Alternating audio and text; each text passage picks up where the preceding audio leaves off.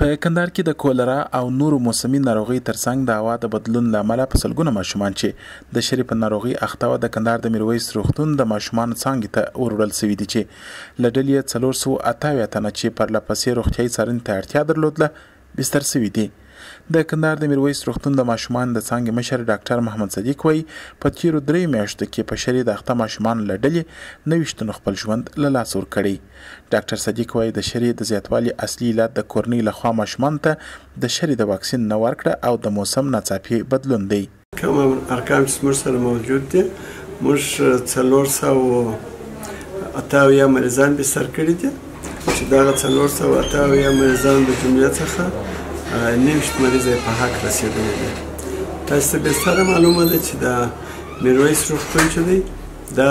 ریفرال هسپتال دی، یعنی د هر ځای څخه خراب مریضان دلته راځي. شریفي خپل 3 اولادونه او الماس خپل 3 کلنه لور چې په شری اخته د کندهار په میرویس روغتون کې بستر کړی ده. دوی وايي هغه مال د اولادونو ناروغي زیاته شوه چې په پیل کې درملنې ته چندانې پام ونه کړ. ماشومان ما اول ورم د کینه مریض ولا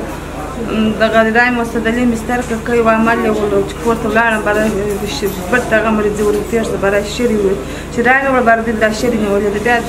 در سره واستو بیا در سره واستو دا ور سپراک او کوي و عمل یو هغه څنګه بستر کړه بیا موټر بیا بل ځای ناسه پر وپرسید بیا پای وکي بستر هغه څه بیا کور پتا بیا مدرې شپه راستي کېدل بیا مرا وسدلې. شری میکروبي ناروغي ده چې د زیات سړې او تودې هوا پر مهال رامنځته کیږي چې د نه پاملرنې په صورت کې د ماشوم د مرګ سبب هم ګرځي.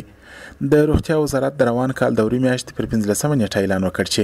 په افغانستان کې 25 ماشومان په شری اخته شوي چې له ډلې 164 خپل ژوند هم له لاسه ورکړی.